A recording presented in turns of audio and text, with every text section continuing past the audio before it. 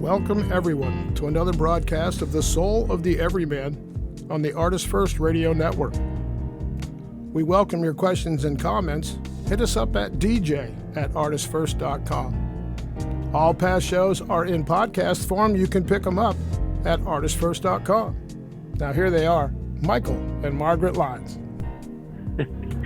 Thank you very much, Z-Man. And it is Michael and Margaret Lyons, but we are Michael and Margaret Lyons 2.0. We are? We sound silkier, don't we? Oh, I see.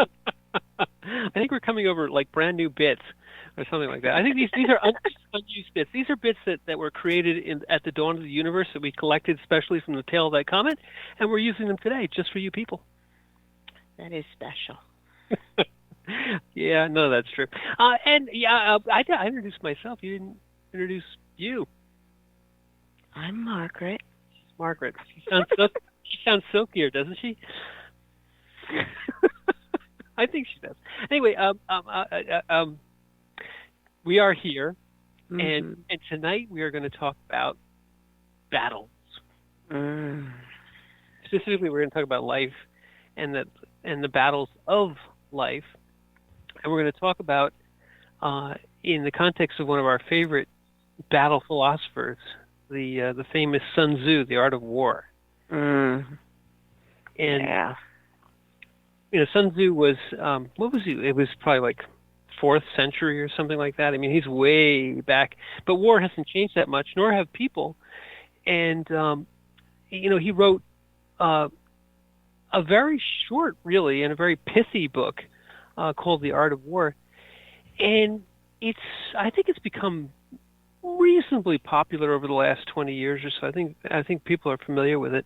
But you know, I think it's often sort of misinterpreted. Like you'll see, you know, people taking Sun Tzu's The Art of War and turning it into the art of business. You know, you want to using the art of war to sell more widgets or whatever the things. And I think although you can sort of parlay his philosophy and make it relate, he was a warrior and a general and a warlord, and his philosophy was really codified wisdom of a blood sport, you know, of a very serious endeavor. You know, what he was trying to do was to train the mind to maintain its focus under the most stressful conditions, under the conditions where your decisions are life and death, where it's not just your life and your death, it's the life and death of your troops or your nation, and in many ways he was a warrior philosopher who was looking to hone the senses, you know, to take you out of the fog of battle. And I think that's the important thing here. When you're in life, in a battle, you lose focus, or your focus gets taken, you know. It can be. Your focus can be easily pulled from what your task is, unless you have been trained. Because all your reactions kick in, and unless you understand them and know how to discipline them, you can just lose it. And in essence, you can lose your life or the lives of those that you are fighting with. And that's not what you're supposed to be doing if you're part of a battle team. Right, and I think there's a great temptation to you know, to focus on the plan and not on the situation on the ground. There's a great temptation to react with emotion and not to maintain your perspective and maintain, like I said, that sort of fine focus. A battle is an orchestration. It's not one individual conflict. And if you lose focus, you focus on the conflict. You focus on the person in front of you whom you're fighting, or perhaps the distractions of your foes who are trying to make you react in one way or another. You know, you are basically honed so that you cannot be manipulated in any other way except what you know is your purpose. Because as a warrior, especially a trained in the art of war, you understand what you have, what you can use, well, maybe why don't we just read the quote from Sun Tzu? You do it because you got the new bits on your side. Okay. All right. If you know the enemy and know yourself, you need not fear the results of 100 battles. And knowing is not just projecting that you think you know what this thing is or who your opponent is. It's knowing your enemy based on data that you've gathered from the way these particular people or armies fight, the territory, what you have to work with, what is against you, positions, the whole thing. It's much, much more than what you think you are. Yeah, there's the tactics certainly, and the situational awareness and so on. But I think it's a little deeper than that. When I read this, I see if you know the enemy and you know yourself, and I think those two things are coupled together closely in that sentence, because in essence, I believe Sun Tzu is saying that your enemy is yourself. In battle, you need all the knowledge you just spoke of. You need to understand the tactics, the situation, what you can do, what you can't do, what the capabilities of your enemy are, and what the capabilities of your forces are. But there's also this dynamic. There's a wonderful saying, I'm not sure who said it, that all battle plans are perfect until the first shot is fired. It might have even been Sun Tzu, probably wasn't. But the idea that once you have all your tactics and you have all your situational awareness and everything else, you have a plan. You develop a plan. But that plan doesn't last. And in fact, sticking to it can often end up with the absolute opposite result. The idea of knowing your enemy is knowing him at a level below the plan, below the tactics. And I think it comes to knowing yourself. It becomes a little bit of a dynamic between the two. In the conflict, the one who knows themselves better has a distinct advantage over the one who doesn't know himself as well. Okay, I was looking at it in terms of a large troop and the overall purpose of this particular battle in warfare. Once you know that and you're sharing that with your leaders, then they have the ability to make calls while they're in the situation, because if you are well versed in that, you understand that it is exactly that. It's all mental until you're there. And once you are there, you always check back into, okay, is this actually going to be able to happen? Can we take this piece of ground? Is it that important?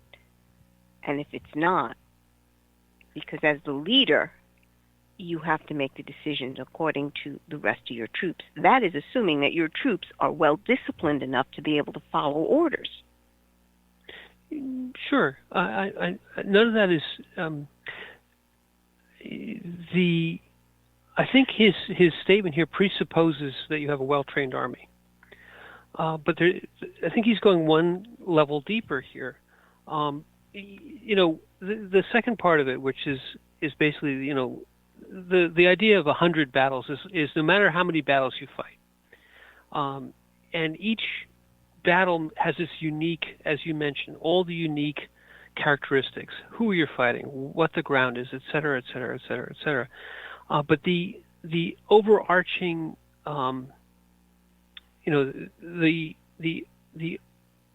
the person who is in conflict, whether it's the leader or those who are being directed within the army as a unit, becomes the. You mean the armies that are fighting? Well, yes, but it really comes down to that the self-awareness is the key here. Knowing yourself and knowing your enemy at the level of volition, let's say, rather than necessarily all the details, is I think where this takes us. And I really wanted to relate it back to the individual, because I think if you push it out to the level of detail, of individual capabilities and the individual tactics, situational, I think people can fuzz it up. They can kind of say, well, then it's all the lists and all. And I think we know people who do that. They go so deeply into the lists. And I think the key here is to draw, once you have all that in place, all that training, and that's important, you still have to draw yourself inward. You have to know your purpose. You have to know the enemy's purpose. Whatever tactics they use, the purpose is the most important thing. And maybe they have, once you know yourself and you know them, you have a much deeper insight of how this battle is going to go. You don't need to fear the result of the battle if you know that that your purpose is being accomplished. Isn't that what I said? Well, yes, but I'm not saying that it's not important to have the details. I think that fuzzes it up. The insight here is coming back from that, coming down to an internal perspective, something that you don't lose in the details. I'm not making your connect, because as far as I'm concerned, each individual has to work with others. You're a group. You're not an individual, and you have to train yourself to be able to work with the group. And whoever's in leadership role has got to understand their people to know where their breaking points are, or where they might need help. Yeah, I mean that's all true, but I believe the reason that Sun Tzu's writings have kind of gone beyond, let's say, a book of military tactics and become something a little bit more applicable even to the individual, is he concentrates more on the underlying, let's say, architecture of the battle, the underlying purpose of the battle, the way of extracting and maintaining your focus when you're in the fog of war. He calls it, remember the book is called The Art of War. So there's an abstraction here.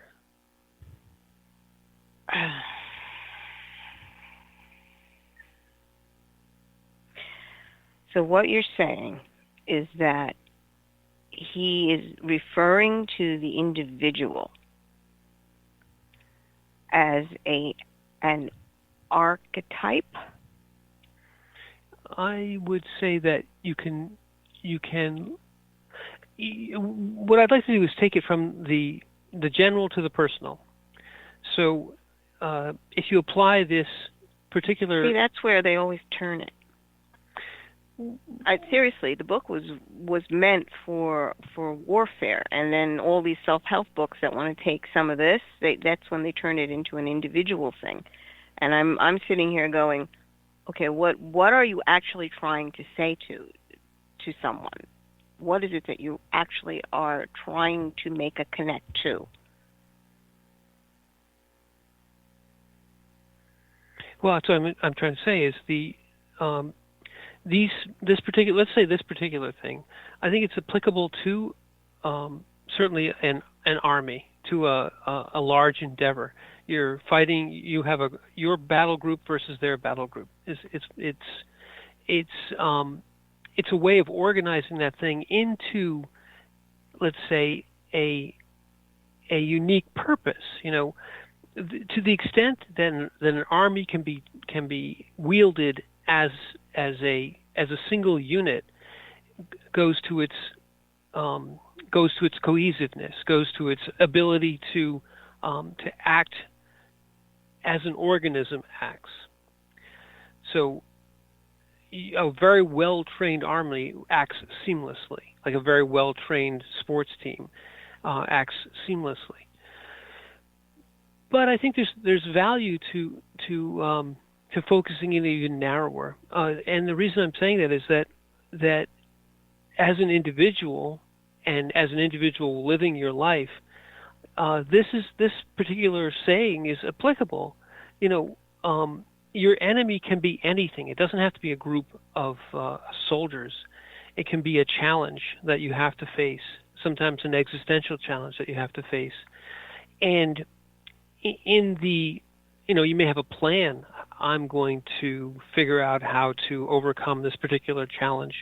And I have all the things that I've put together and all the things that I can do and what might happen there. But at the end of the day, those are just plans. And a lot of what causes people to get lost in plans and details is that element in the middle there, the fear. What they're really trying to do is to minimize any negative outcome, or to try and deal with the fear of any negative outcome. And what Sun Tzu is saying is that if you know your enemy and you know yourself, and I think those two things are intertwined, then you don't need to fear the results. The results is an unknown. It's a future thing, which is unknowable, and as we know from many of our own battles, and certainly from Christopher's battles, fear is the thing that would take people that we saw in that situation and drive them absolutely crazy. They would obsess over details, or they would obsess over possible outcomes, or in many ways, oftentimes the lack of focus on the now. You would sacrifice everything that you were doing right now for something possible that could have happened, something bad that could happen in the future. And I would say that they weren't practicing this. They weren't trying to say, I have to know myself, and I have to know the purpose. Whatever is coming at me, the challenge, what I want to do, and what could happen, and then not allow the future to steal from the present, which is what this is really talking about. Allowing the fear of the results of 100, or call it 1,000, or an infinite number of battles to take you away from the now.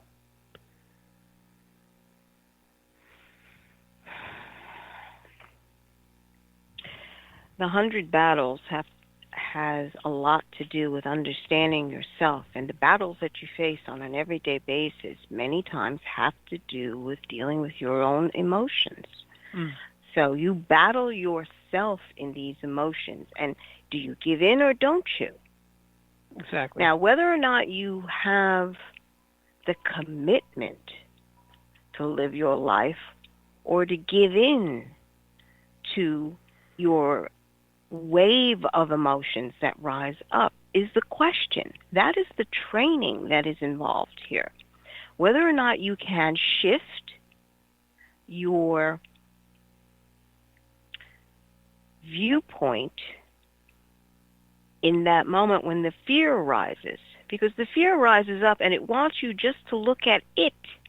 Aren't you afraid? Look what can happen. You can die, or this can happen, or you can get hurt. Yes. Or can you shift it and say, yeah, that is an accepted part of this battle, but in this moment, this is what counts. Right. This is where my commitment is, my purpose. This is where my steps take me. Has to do with now. It doesn't have to do with what's happening in the future or what has happened in the past. The discipline of coming right back into the moment of now, grounded and open enough to gain perspective, objectively observing, understanding where your particular place is in that moment. Right. Exactly. And I would even say that not only the most important thing in this particular saying, I think, is know yourself. And from that, all else kind of devolves, because what you just said, the fear, the emotion, is something you have to know about yourself. If you know that the emotional reaction is coming, that something comes into your life out of the blue, a challenge, whether it's a physical challenge or some sort of existential threat or whatever it is, and it's 100% natural to fear that outcome. It's going to be something bad. It's 100% natural maybe to get angry, to look at the threat and feel why me? All these emotions are going to rise up. And knowing that about yourself, knowing that about any individual, empowers you. It lets you keep your focus. You see, yes, there it is. There's the emotional reaction. The why me stage is the beginning part, though. Before you go into battle, you have to take care of that why me. And that goes right out the door. That doesn't even occur to you when you're in the midst of the heat of battle. It has nothing to do with it, because then you become focused more on your ego. And your ego is not going to defend you here. Right. But knowing yourself, or knowing that your natural human reaction is, why me? The very first thing, like you said, the very first thing, some existential challenge hits you, and you have all these emotions will rise up. They will put you into very, very quickly into this state of fearing the results. Not in the moment anymore. Not in, Tolle says now, but Sun Tzu is in his own way saying now, knowing your purpose and knowing that this is the moment in which you have to be focused. This is the moment where you have to lead. This is the moment where you have to be the commander in the battle, not be emotional, not be saying, well, couldn't there be peace? Couldn't there be all these other things? Why am I having to deal with this?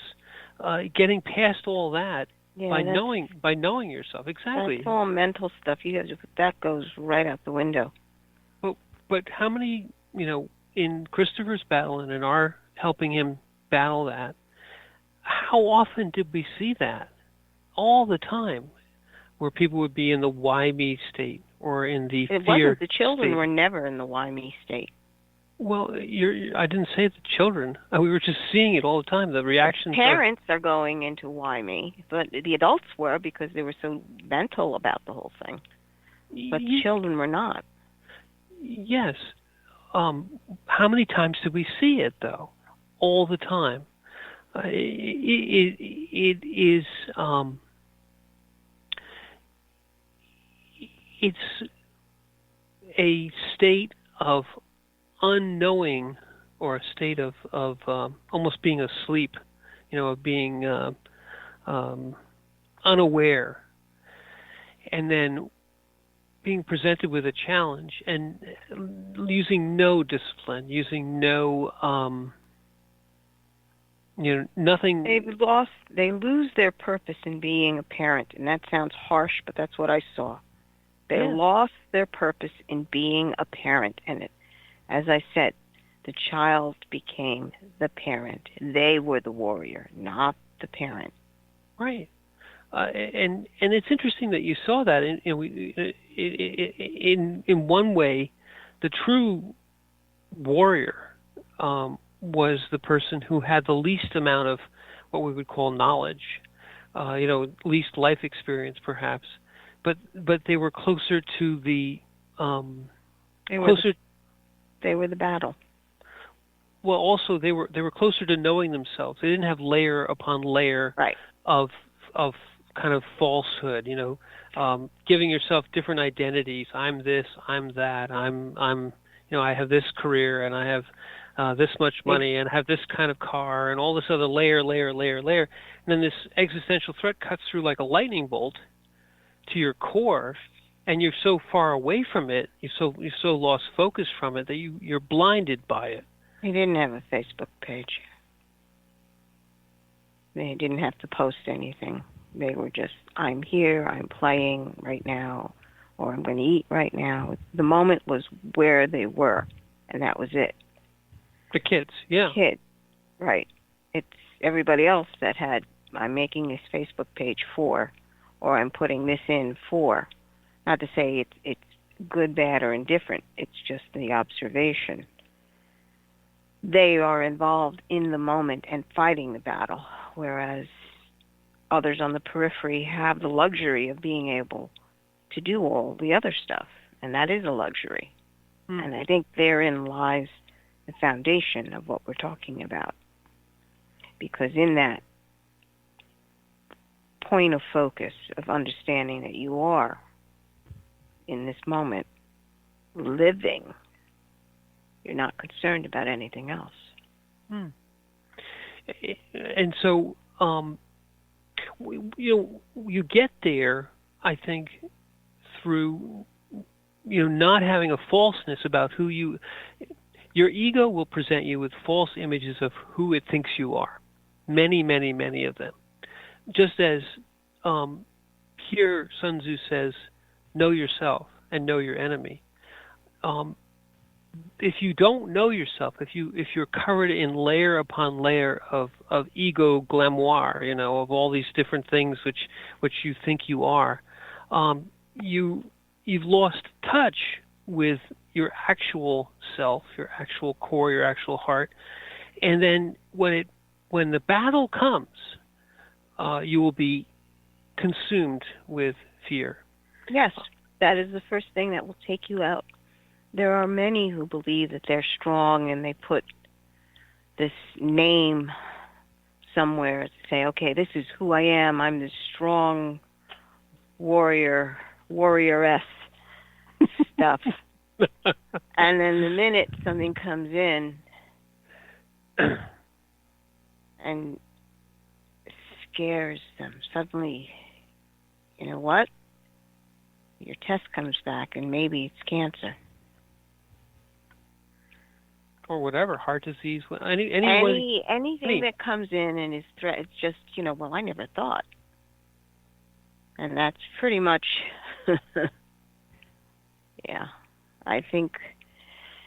Well, tell you what, let's on that, let's say wonderful and inspiring thought, let's go back to the studio, take a little break, and on the way back out, we'll talk more about Sun Tzu and the art of war.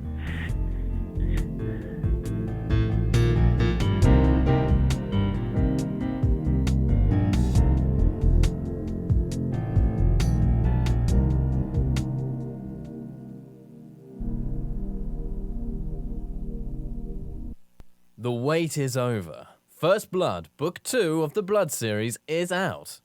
Your favorite bad boy thief Dev is back, and the beautiful and deadly Trey is right there with him. She is sharp, sexy, and full of surprises. Their adventures continue as a new power arises to threaten the world. The heart of creation is under attack, and time is definitely not on their side as they battle against their enemies' undead hordes. Can they unlock the hidden power that can defeat him, or will his forces draw first blood? Get all 3 installments in the series. Book 0, It's in the Blood. Book 1, Destroyer's Blood, and the new release, Book 2, First Blood, today. Available in ebook and paperback format on Amazon, Kobo, Apple, and most other fine e-tailers.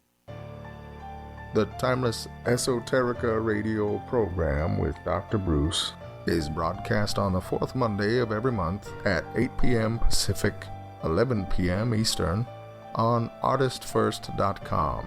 We explore topics including the paranormal, alien life, mysteries, conspiracies, hidden history, oddities, and much more. Each show will feature a special guest with exciting and thought-provoking discussion. Always keep an open mind, an open heart, live forever, and remember Dr. Bruce believes in you.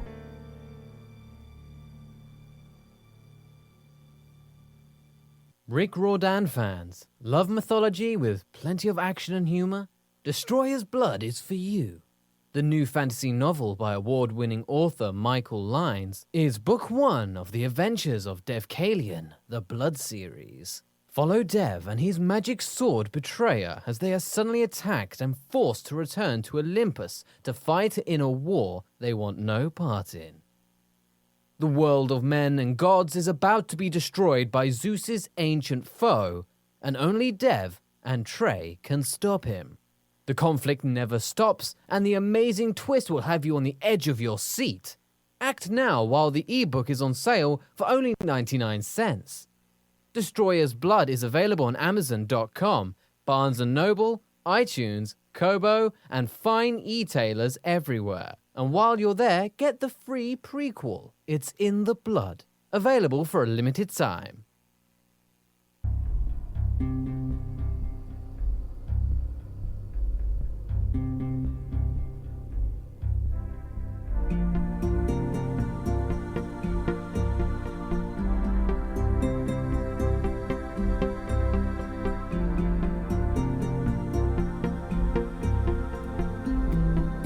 You are listening to The Soul of the Everyman on the ArtistFirst Radio Network.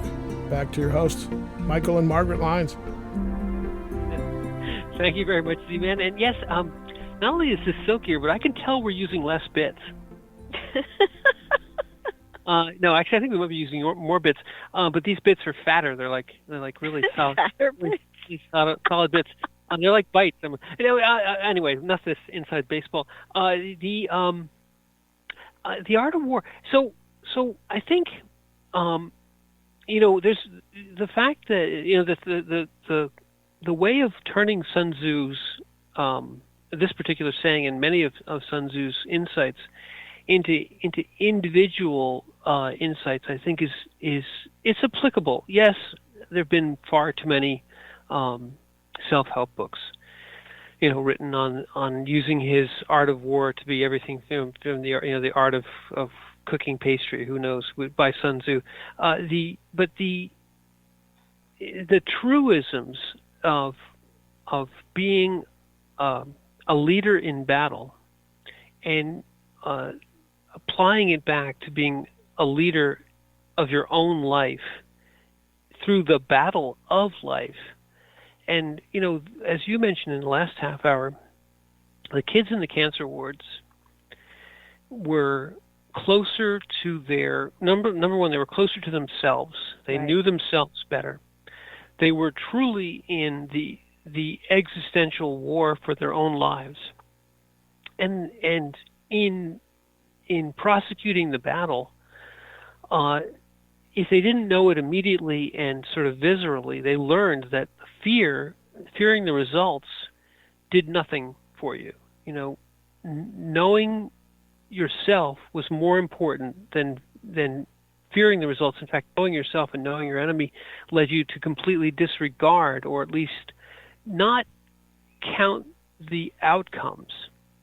We once said, and this is that Buddhist, this sort of detachment from outcome, is the Buddhist mantra. You no longer look at the goal as what you're trying to get to, and that everything in before that is just the lead up to the goal.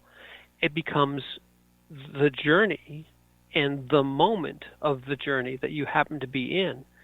Well, this is in some ways sort of a Zen or a Buddhist way of looking at it, because the idea of the knowledge of yourself and the knowledge of your enemy, but there really is the knowledge of life, which is everybody's enemy. And if you look at it that way, knowledge of yourself, knowledge of your enemy, means you no longer you are detached from outcomes. He even says that if the results, the outcomes of 100 battles or 1,000 battles or your whole life's worth of battles become, sure, they happen. You get to the outcome, but it doesn't matter because getting there and prosecuting each individual moment is what mattered.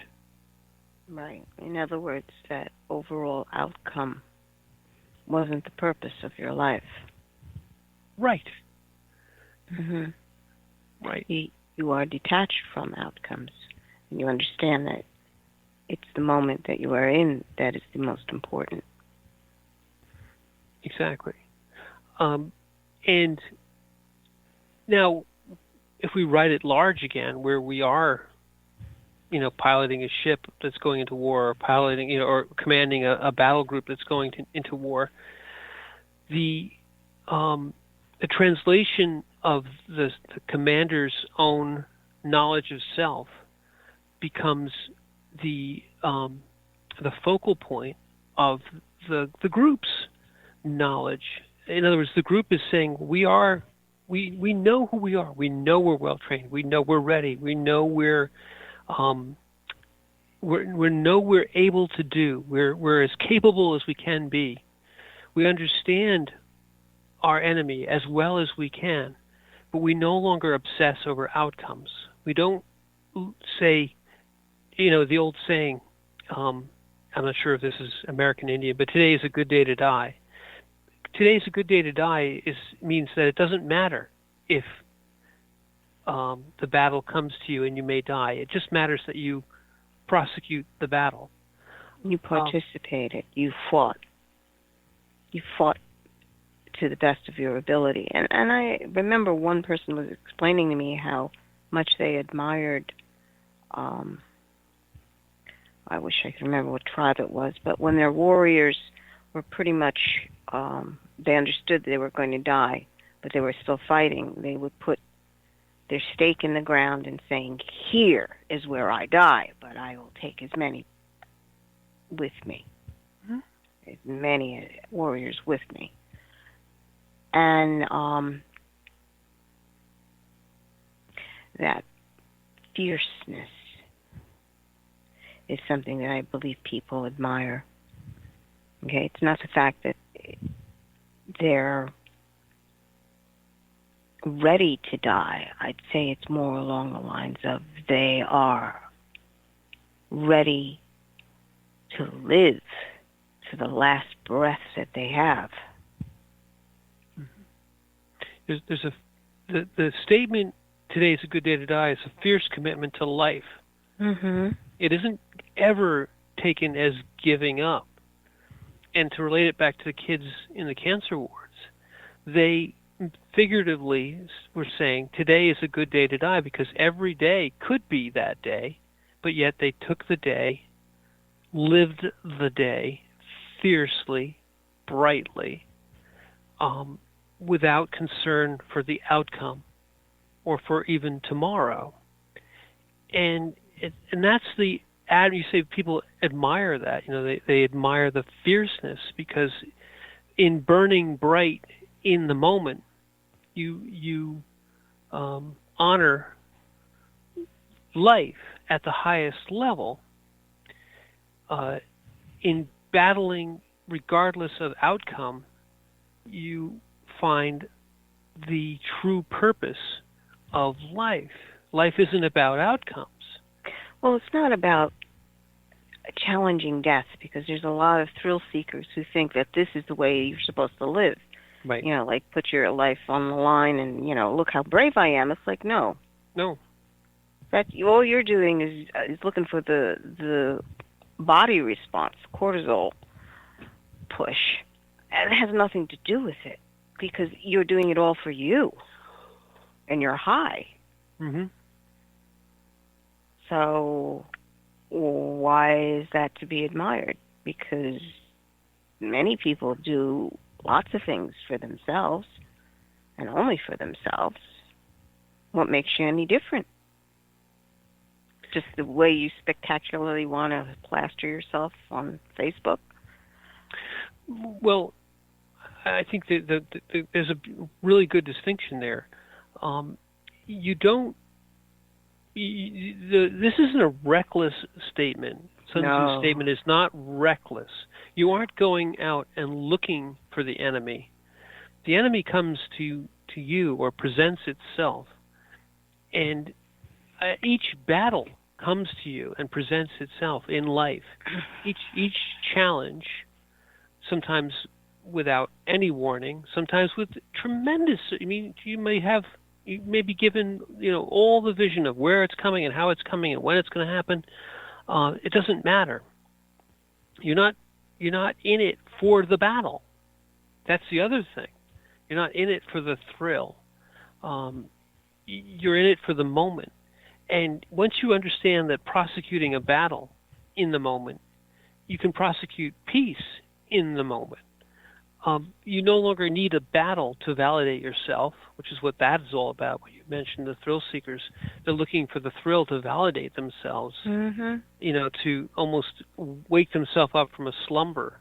Instead of existing, they're just, Well, to me, it's more along the lines of proving to themselves that they're alive.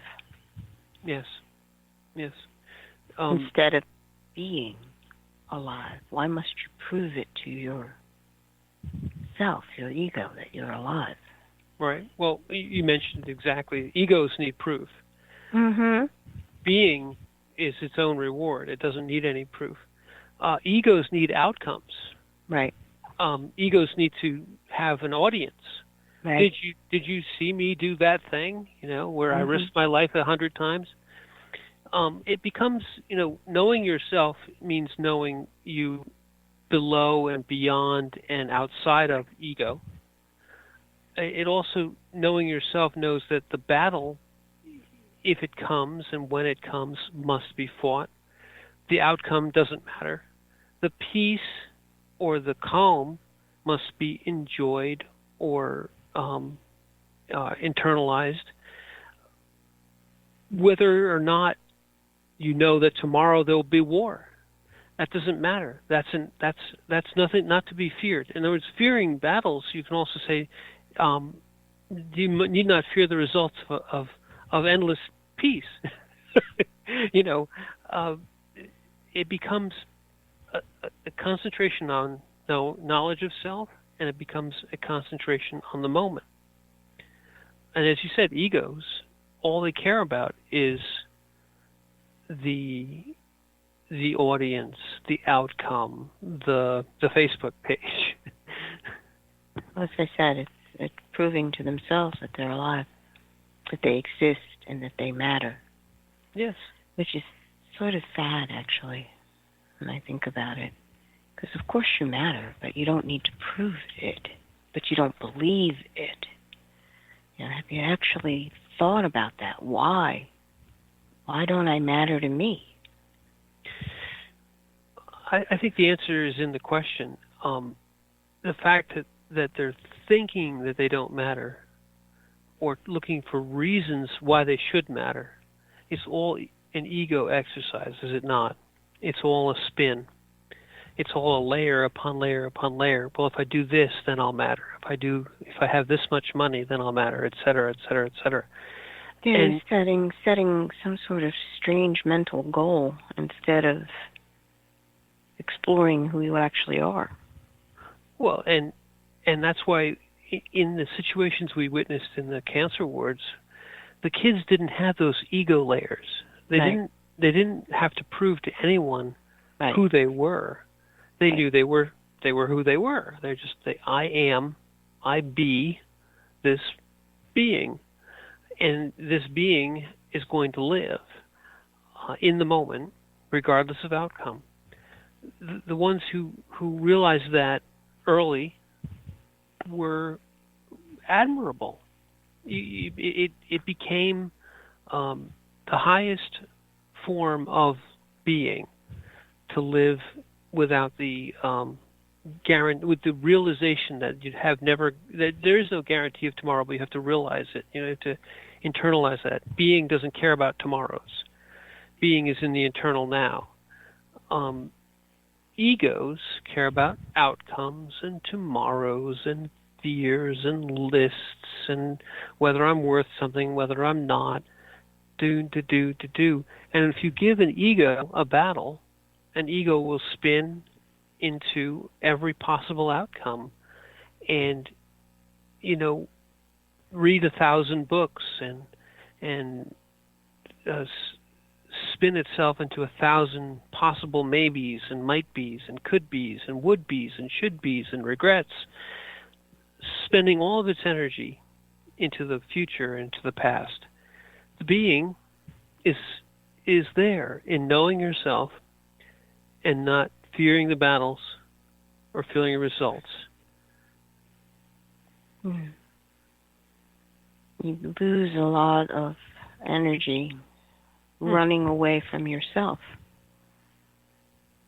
And that's, if you think about it, it's absurd, because wherever you go, there you are.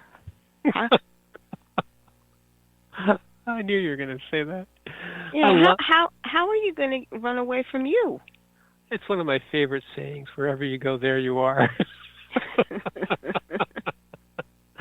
But it's so true. And there's an interesting inside out to the wherever you go, there you are. Because in truth, if you look at it correctly, it's a being statement.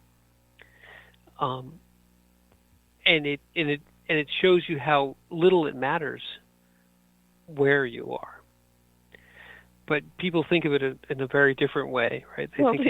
You could come to a point of believing that if you change the setting, then somehow it'll change you. It's like, you're bringing everything with you. Right. Whatever unresolved issues you have, you're just bringing it from one point to another, one relationship to another relationship. It's you. Yet, if we digress on that for a second, we all know people who have moved all over the world or all over the country, from situation to situation, from this to that to the other thing, and they say, I'm trying to find myself, and the wonderful rejoinder to that, I don't know if it was Buscaglia or somebody said, who told you were lost? Yeah. Who told you were lost? And wherever you go, no matter where you go, there you are, is really saying, who told you were lost? You told you were lost. That's right. The interesting part. Who told you? You did. Right. I mean, to go back to Sun Tzu, again, that central statement of knowing yourself means that you know that you're not lost. That your enemy, whatever that is, and it can be a faceless disease like cancer, or it can be something as personal as a battle, as another army trying to defeat you or defeat your nation. The knowledge of self trumps it. I think he could almost have said this: know yourself, and you need not fear the results of 100 battles. You don't need to know your enemy as well as you know yourself. You need to know yourself, and then you could say you need not fear any enemy, nor the results of 100 battles. So it's the important portion of any struggle is to know yourself. And you always say it, you have to ground. What is grounding is coming back to now. It's coming back to center. It's always a pushing away of ego and of layers of distraction and coming into communion with you, the being you, the heart you. If you can master your reactions, then you can master whatever situation you've been given.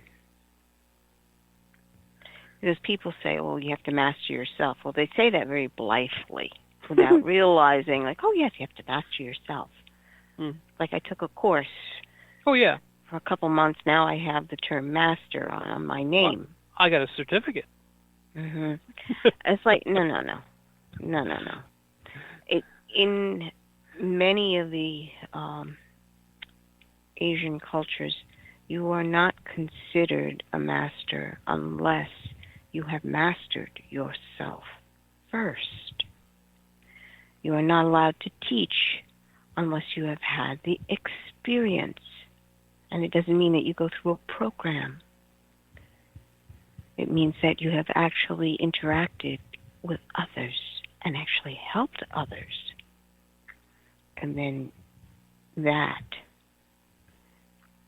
is part of your portfolio, Sort of. training.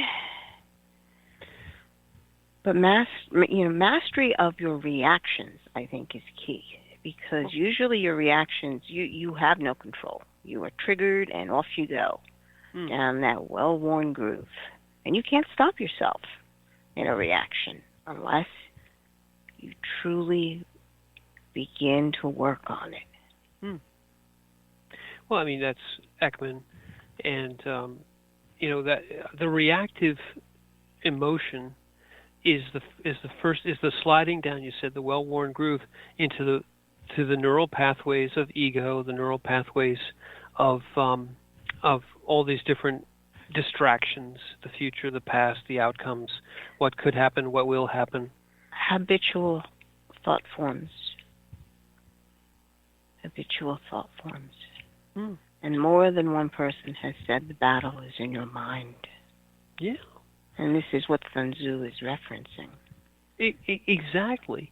And it relates in many ways to Tolle, because the whole concept of his idea of presence is the same thing as grounding yourself.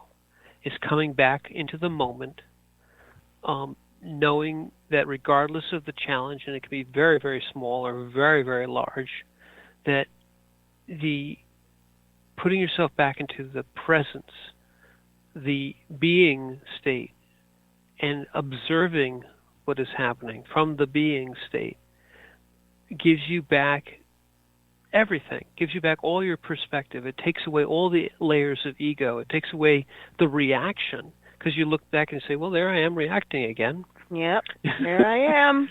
There I am. There I go. There it goes. Okay, let's try that again. And you don't make a judgment call on yourself. You're just like, okay, that's my reaction. I got to take care of that. I got to stop doing that. And just make a commitment to, I am tired of feeling that way. I do not want that to run my life. Consistently feeling that way. I choose otherwise. Right. Or even just as simple as he says, you just put yourself into that moment of, okay, this is where we are. I'm in presence. Something is happening. I'm having a reaction, but it doesn't matter. You take away all the I's, actually. Yes. So the connection of this saying from Sun Tzu is the connection into presence, or the connection into grounding, into knowing yourself. And I think that's why it echoes, why it's not just a book of tactics, or a book of supplying your army, or whatever it is, or making things actually work as a team. You can use it for all those things, but I think in being a warrior and a philosopher, I think he went beyond in his own knowledge, becoming a master warrior and a master philosopher of war. He went beyond in his own knowledge his reactions, beyond in his own knowledge his ego. And it became a sense of being and a sense of perspective in being. And then you write this down, and yes, people can look at it and say, oh yes, I gotta know everything about the enemy. But the key there is knowing yourself. And once you're there, you're at a point of strength. You're at the center. It's always the point of strength. Is you're at center. You no longer have to wallow into the reaction, or let the reaction take you over and push you away into the future, push you into the past. Oh, this always happens to me. Oh, why does this always happen to me? I was trying to do this next week and now I won't be able to do it. Oh, regret. Oh, this or that. Whoosh. You're gone. Well, ideally, you would have your whole army or team in that state. Exactly. Okay, that would be the training. So there's a lot of mind training involved, and overcoming reactions to the point of being the observer mindset and executing accordingly. Yeah, I think once you have this knowledge of self, a true leader has a presence which they transmit into the team. Mm-hmm. When a team faces a challenge, there's a line of communication. Somebody says, "Hey, I noticed the enemy. They're right over there, and they're coming like gangbusters." And it goes all the way up to the top. And the leader has the moment of reaction. And in the moment of reaction, not knowing themselves, they can spin into all kinds of go here, go there, go do this, go that, and lose the whole focus of the team, and the team becomes chaotic or at least fearful. The team keys off the leader.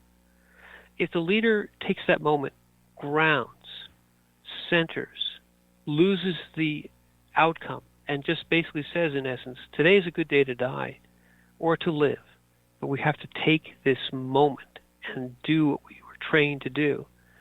So the focus of the leader flows outward. I don't believe it's that they lose the outcome, but they refocus on what's absolutely needed in this moment, knowing exactly what's got to happen. Well, I don't mean losing the outcome. But you don't have 100 what ifs. No, there's no what ifs once you're in the midst of it. That goes right out the window. You can't. Right. So writ large, this saying again becomes knowing yourself as the leader, and then pushing that back outward into the whole group, so that the reaction doesn't overcome the group.